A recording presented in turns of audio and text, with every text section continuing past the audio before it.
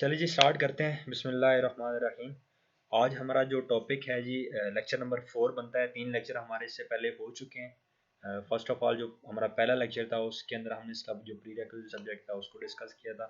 उसके बाद आउटलाइन को, और उस आउटलाइन के बाद जो भी हमारे लेक्चर बनते थे, कुछ बेसिक टर्म्स थी, टर्म्स एंड टर्मिनोलॉजीज। उसके अलावा TCP/IP मॉडल और OSI मॉडल का कंपैरिजन किया था हमने। उसके अंदर क्या क्या फंक्शनलिटीज़ होती हैं, वो चीज़ें आप लोग ऑलरेडी पढ़ चुके हैं। वो सिर्फ आपको रिमाइंड करवाने के लिए, आपके जितने भी कॉन्सेप्ट्स वगैरह हैं आपके, उनको रिकॉल करवाने के लिए हमने वो सारी चीज़ें दोबारा से डिस्कस की थी। आज हमारा जो टॉपिक है वो है basically IP and MAC addressing.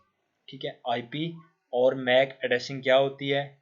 IP OSI model के ऊपर या TCP/IP की जो लेयर्स होती हैं वहाँ पे किस लेयर के ऊपर यूज़ किया जाता है। जो आपका मैक एड्रेस होता है, ठीक है, जिसको हम फिजिकल एड्रेस ही बोलते हैं, जो कि आपकी डिवाइस का एड्रेस होता है, परमानेंट एड्रेस होता है, जो कि चेंजेबल नहीं होता, वो किस लेयर के ऊपर यूज़ किया जाता है उसको देखेंगे। और इसके अलावा हमारे पास कुछ पोर्ट एड्रेसेस होते हैं। पोर्ट एड्रेसेस किस लेयर के ऊपर यूज़ किए जाते हैं, किस पर्पज़ के लिए यूज़ किए जाते हैं, वो हम देखेंगे। और उसके अलावा आपके पास नंबर 4 पे है स्पेसिफिक एड्रेस।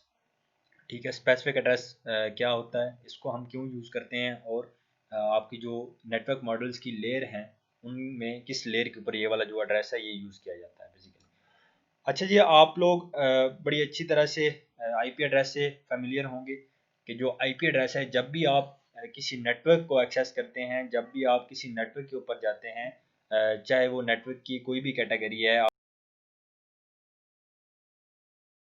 हैं आप मेट्रोपॉलिटन एरिया नेटवर्क के अंदर हैं, जहाँ पे भी हैं, ठीक है, आपको एक IP एड्रेस लाजमी चाहिए होता है, क्योंकि IP एड्रेस ही वो एड्रेस है, वो एक यूनिक आइडेंटिफायर है जो कि आपको नेटवर्क के ऊपर यूनिकली आइडेंटिफाई करता है।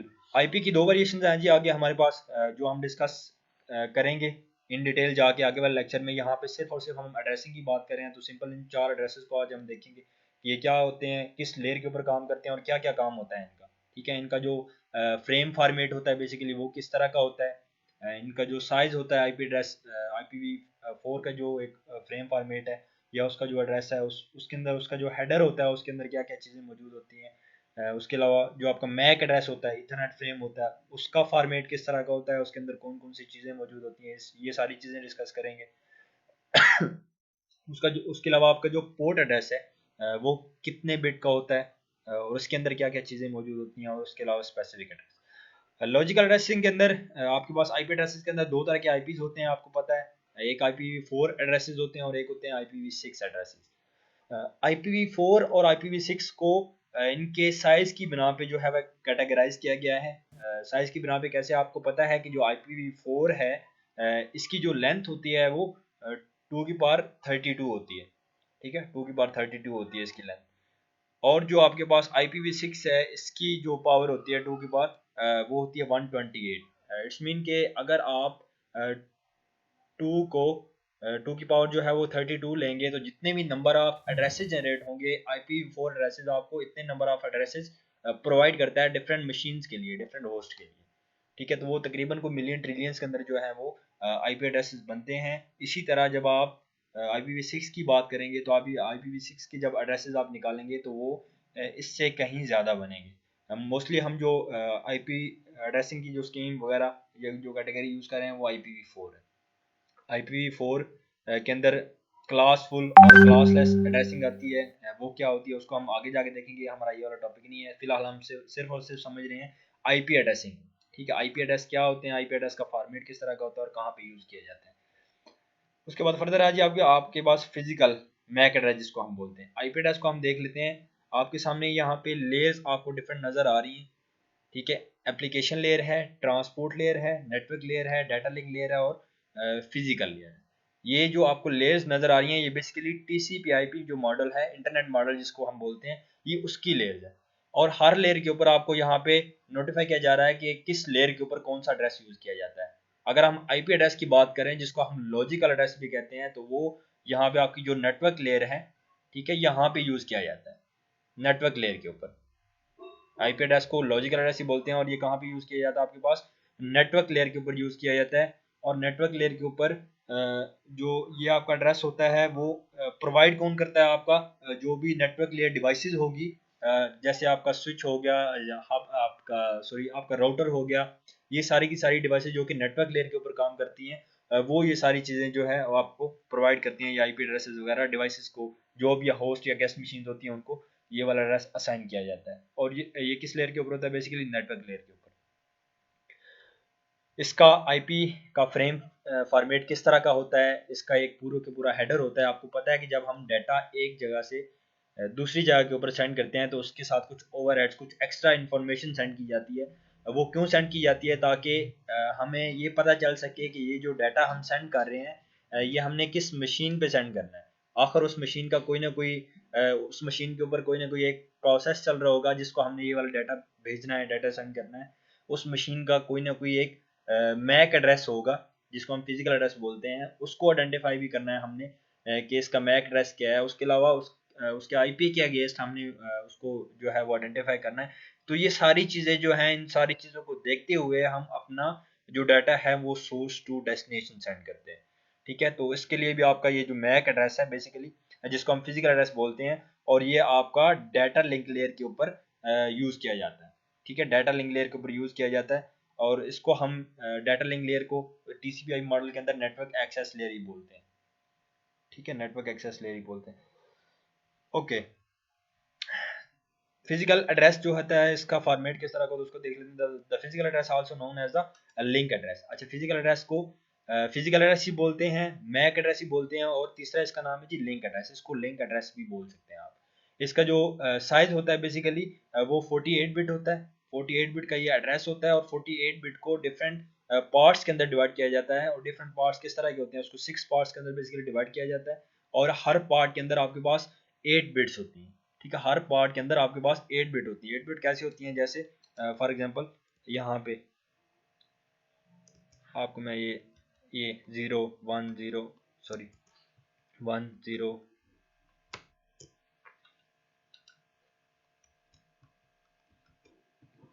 ठीक है, इस तरह की हर जो आपके पास पार्ट होता है उसके अंदर 8 बिट होती है, और उन 8 बिट को आपने हेक्साडेसिमल के अंदर या डेसिमल के अंदर कन्वर्ट किया होता है, और इस तरह आपका ये वाला डेस्क बनता है। यहाँ पे आपको नजर आ रहा होगा।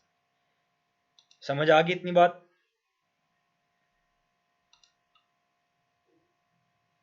Yes, sir. ओके जी, it is included in the frame used by the data link layer. बड़ी अच्छी तरह से बार बार हमने ये चीज़ें डिस्कस की हैं कि आपके पास जो आपका पीडीयू होता है, पैकेट डाटा यूनिट जिसको हम बोलते हैं, वो हर लेयर के ऊपर जब जाता है तो उसका एक हर लेयर उसे अपने हिसाब से जो है वो कन्वर्ट कर देती है। वही डाटा पैकेट जब वहाँ से सेंड होना शुरू होता है तो वो ट्रांसपोर्ट लेयर के पास पहुँचता है। ट्रांसपोर्ट लेयर क्या करती है? उसी डाटा को एक सेगमेंट के अंदर डिवाइड कर देती है, सेगमेंट के अंदर कन्वर्ट कर देती है। सेगमेंट के अंदर कन्वर्ट करने के बाद उसके ऊपर जो भी मैकेनिज्म है, जो भी प्रोसेस वगैरह होता है उस लेयर के ऊपर, जैसे ही वो डाटा नेक्स्ट लेयर के पास जाता है, नेटवर्क लेयर के पास, तो नेटवर्क लेयर के पास वही डाटा बेसिकली वहाँ पे किसके अंदर कन्वर्ट हो जाता है? आपके पास पैकेट्स के अंदर, डिफरेंट पैकेट्स के अंदर, या वहाँ पे ही पैकेटाइजेशन होती है, या पैकेट्स के अंदर डाटा को डिवाइड कर दिया जाता है। नेटवर्क लेयर से डाटा जब डाटा लिंक लेयर को दिया जाता है तो वही डाटा वहाँ पे एज अ फ्रेम काम करता है, एक फ्रेम की फॉर्म में जो है कन्वर्ट कर दिया जाता है। यहाँ पे आप देख रहे हैं उसी फ्रेम की बात हो रही है कि डाटा लिंक लेयर के ऊपर जब आपका डाटा आता है तो वो एक फ्रेम की शक्ल इख्तियार कर जाता है। ठीक है, और इसका जो साइज होता है वो कितना होता है, उसको कितने पार्ट के अंदर डिवाइड किया जाता है। आपने अपनी मशीन का मैक एड्रेस मोस्टली चेक किया होगा जब आप IP config /all वाली कमांड डालते हैं तो आपको पूरी की पूरी इंफॉर्मेशन जो है अपने पीसी के ऊपर, अपने लैपटॉप या अपने कंप्यूटर के ऊपर जो है वो नज़र आ रही होती है। अगर आप किसी नेटवर्क के साथ कनेक्ट हैं तो आपको आपका IP एड्रेस, आपका मैक एड्रेस, जो आपका वायरलेस कार्ड है उसका सेपरेट से, जो आपका इथरनेट कार्ड लगा हुआ उसका सेपरेट से, पूरी की पूरी डिटेल या पूरी की पूरी नेटवर्क की इंफॉर्मेशन जो है वो आपको वहाँ पे शो होती है। ये सारी वही चीज़ लिखी है, यहाँ पे इसकी थ्योरी लिखी है, थ्योरी पार्ट इसको पढ़ लीजिएगा। उसके अलावा लॉजिकल एड्रेस क्या होता है? मेरे ख्याल से ये सारी थ्योरी और बड़े आसान लफ्ज़ों में लिखी है। यूनिकली आइडेंटिफाई करता है आपका किसी भी होस्ट को, किसी भी कंप्यूटर को ओवर द नेटवर्क। जो बात मैंने आपको पहले बताई है, ये सारी चीज़ें वही लिखी हैं, तो ये भी आपने पढ़ लेना है। Logical address is the internet is a 32 bit और 128 bit address that can uniquely identify a host connected to the internet. मैंने आपको पहले बताया कि जो आपका IPv4 एड्रेस है उसका साइज होता है 32 बिट, और जो आपका IPv6 एड्रेस है उसका साइज होता है 128 बिट। फिलहाल इतनी बात आपने याद रखनी है, इनको इन डिटेल जो है वो आगे जाके हम डिस्कस करेंगे। आपने इतना माइंड में रखना है कि जो IPv4 होता है उसका साइज होता है 32 बिट, और जो आपका IPv6 है उसका साइज होता है 128 बिट। ये उसका जो फ्रेम फॉर्मेट है, ये उसका जो साइज है उसका बताया गया कि उसके अंदर कितने ऑक्टेट्स होते हैं, हर ऑक्टेट्स के अंदर कितनी बिट्स होती हैं। आपने देखा होगा कि आपका जो IP एड्रेस है वो मोस्टली आपको कैसे नज़र आ रहा होता है, यहाँ पे देखें 192.168.1.15 यहाँ पे नज़र आ रहा है आपको, ये वाला IP एड्रेस जो मैंने डायल किया अभी यहाँ पे लिखा है। Yes sir. तो हर IP के अगेंस्ट वो क्या कह रहा है कि आपके पास जो 32 बिट एड्रेस होता है उसके 4 ऑक्टेट्स होते हैं। ऑक्टेट्स 8 बिट का जो कॉम्बिनेशन होता है उसको बेसिकली ऑक्टेट्स बोलते हैं। यहाँ पे अगर इसी को हम बाइनरी के अंदर कन्वर्ट कर दिया जाए, मतलब 192 को बाइनरी के अंदर कन्वर्ट करेंगे तो उसकी कुछ बाइनरी बनेगी, ठीक है, वो आपके पास 8 बिट्स होंगी बेसिकली, ठीक है। मैं ऐसी रैंडम लिख रहा हूँ, इसकी बाइनरी क्या बनती है उसको आप देख लीजिएगा। उसके अलावा इसी तरह जब आप 168 को डेसिमल को बाइनरी के अंदर कन्वर्ट करेंगे तो इसकी भी कुछ 8 बिट की जो है वो बाइनरी बनेगी, ठीक है। Binary to decimal, decimal to binary कैसे कन्वर्ट करते हैं, कन्वर्जन वगैरह नंबर सिस्टम जो आप लोगों ने पढ़े हैं पहले, आपको पता होगा। तो इस तरह आप देख सकते हैं कि ये 4 जो 8 बिट्स हैं इनका एक ऑक्टेट बन रहा है। तो हर ऑक्टेट को ये जो आपके पास 8 बिट्स हैं, इन 8 बिट्स को आप अगर डेसिमल के अंदर कन्वर्ट करेंगे तो आपके पास पूरे का पूरा एक IP एड्रेस जनरेट होता है। इसका इस तरह मैकेनिज्म और ये इस तरह काम करता है। Is it clear?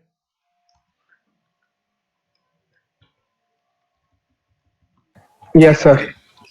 ओके, ये भी सारी थ्योरी लिखी है, थ्योरी पार्ट लिखा हुआ है। उसके अलावा आगे हम बात करते हैं जी पोर्ट एड्रेस की। पोर्ट एड्रेस आप में से कोई बता सकता है कि पोर्ट एड्रेस क्या होता है और कहाँ पे यूज़ किया जाता है और किस पर्पज़ के लिए यूज़ किया जाता है? यही बात मैंने आपको 3 से 4 दफ़ा मतलब बताई है पहले क्लास के अंदर, हमने ये चीज़ डिस्कस की थी और आप लोगों को इस चीज़ का पता होना चाहिए। बिल्कुल बेसिक चीज़ है कि पोर्ट एड्रेस किस पर्पज़ के लिए यूज़ किया जाता है। शाबाश।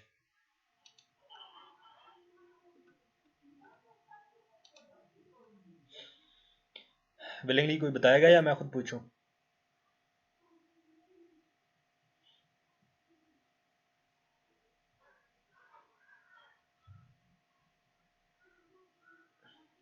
हसन आप ही बता दें। शाबाश।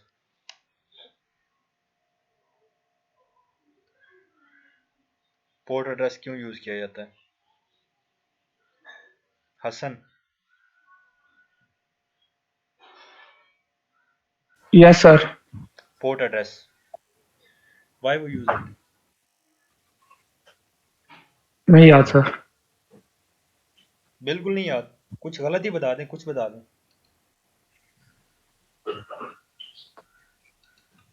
मुकरम। सर क्या अपने डिवाइस को नेटवर्क के साथ कनेक्ट करते हैं? ऑब्वियसली नेटवर्क के साथ कनेक्ट होती है। इसके अलावा नेटवर्क के साथ जब आप कनेक्ट करते हैं तो आपको एक IP असाइन किया जाता है। IP के साथ जी आपको एक सर। मैक एड्रेस भी असाइन किया जाता है। मैंने आपको बताया था कि जब हम ने ट्रांसपोर्ट लेयर की बात की थी तो ट्रांसपोर्ट लेयर के ऊपर जो आपकी डाटा की डिलीवरी होती है वो प्रोसेस टू प्रोसेस होती है। जब हम बात करते हैं प्रोसेस टू प्रोसेस कम्युनिकेशन की तो तब आपका पोर्ट एड्रेस जो है वो आपके प्रोसेस को बताता है कि आपके एक प्रोसेस से आपने अपने कंप्यूटर के अंदर गूगल क्रोम ओपन किया हुआ है या फायरफॉक्स ओपन किया हुआ है, तो एक कंप्यूटर के ऊपर जो गूगल क्रोम चल रहा है उससे आपकी रिक्वेस्ट दूसरे सिस्टम के ऊपर चलते हुए गूगल क्रोम के पास कैसे पहुंचेगी, ठीक है। इस चीज़ को कौन आइडेंटिफाई करता है? आपका पोर्ट एड्रेस, क्योंकि आपके इस प्रोसेस का भी कोई ना कोई पोर्ट, इस प्रोसेस के ऊपर कोई ना कोई एक पोर्ट होगी जो इसकी प्रोसेस टू प्रोसेस डिलीवरी या कम्युनिकेशन जो है सोर्स टू डेस्टिनेशन उस प्रोसेस के साथ करवाएगी। तो वहाँ पे ये आपका जो है पोर्ट एड्रेस यूज़ किया जाता है। माइंड में रखा करें चीज़ों को, जो है ना वो भूला ना करें या नोट कर लिया करें। ये चीज़ें बार बार जो है ना वो बतानी मुनासिब नहीं होती। मतलब आप लोगों को इस तरह एक चीज़ 3 बार पहले मैं बता चुका हूँ और चौथी बार आप बता रहा हूँ। तो काइंडली ये जो है ना माइंड में रखा करें, चीज़ों को पढ़ते रहा करें साथ साथ।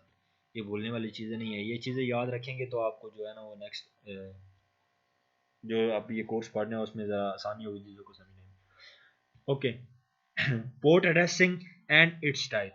जिस तरह आपके पास IP एड्रेस की दो डिफरेंट वेरिएशंस थी, IPv4 IPv6, इस तरह आपके पास पोर्ट एड्रेस जो होते हैं काफ़ी सारी पोर्ट्स होती हैं, उनकी तकरीबन 65,535 टोटल पोर्ट्स हैं, जिनमें से इनको कैटेगराइज किया गया है कि कुछ ऐसी पोर्ट्स हैं जो कि वेल नोन पोर्ट्स होती हैं, कुछ रजिस्टर्ड पोर्ट्स होती हैं और कुछ डायनामिक पोर्ट्स होती हैं। आपने पढ़े होंगे डिफरेंट तरह के प्रोटोकॉल्स, हर प्रोटोकॉल की अलग से एक बाय डिफ़ॉल्ट पोर्ट होती है। अगर हम FTP की बात करें तो उसकी जो बाय डिफ़ॉल्ट होती है वो 21 होती है, ठीक है। और अगर हम HTTP की बात करें तो उसकी बाय डिफ़ॉल्ट 80 होती है। HTTPS की बात करें, जब आपका जो प्रोटोकॉल है वो सिक्योर हो जाता है तो उसका जो उसकी जो बाय डिफ़ॉल्ट पोर्ट है वो 443 बन जाती है। इसी तरह आपके पास डिफरेंट पोर्ट्स हैं, हर प्रोटोकॉल की अलग से भी यूज़ की जाती हैं और अपनी मर्ज़ी से भी जो है वो डायनामिक पोर्ट्स भी वो जो मतलब कि डिवाइसेस को असाइन की जाती हैं। अच्छा, वेल नोन पोर्ट्स कौन सी पोर्ट्स होती हैं? ये ऐसी पोर्ट्स हैं जो कि मोस्टली सर्वर के लिए यूज़ की जाती हैं। इनकी रेंज होती है 0 से 1023 तक। 0 से 1023 तक ये ऐसी पोर्ट्स हैं जो कि सर्वर के लिए मुख्तस कर दी गई हैं और इनको हम बोलते हैं वेल नोन पोर्ट्स। और ये पोर्ट्स जो है ये एक अथॉरिटी है या एक ऑर्गेनाइजेशन है जिसको हम आयाना या IANA बोलते हैं, इंटरनेट असाइंड नंबर अथॉरिटी।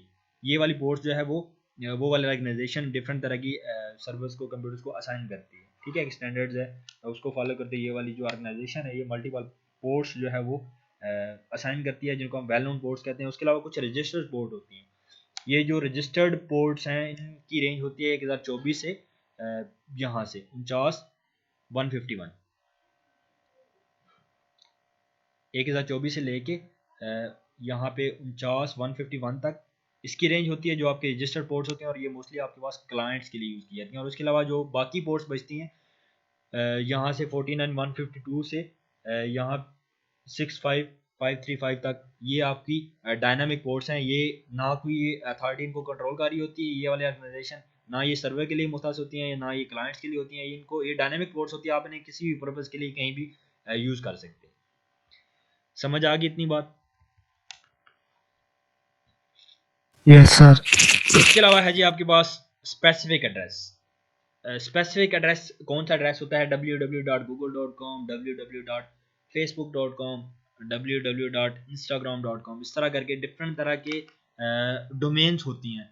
आपको पता है कि इन चीज़ों को डोमेन्स के अगेंस्ट एक IP होता है। हर डोमेन्स के अगेंस्ट आप कोई भी जब नाम लिखते हैं तो उस नाम के अगेंस्ट पीछे कोई ना कोई IP एड्रेस चल रहा होता है जो कि आपको आपकी डिवाइस को या आपके कंप्यूटर को यूनिकली आइडेंटिफाई करता है नेटवर्क के ऊपर।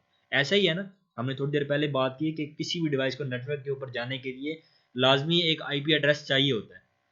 लेकिन जब भी हम किसी साइट को एक्सेस करते हैं, गूगल को एक्सेस करते हैं या कोई भी हमारी अपनी ऑफिशियल साइट है, ठीक है, ithub.edu.pk को एक्सेस करते हैं तो हम तो वहाँ पे नाम लिखते हैं।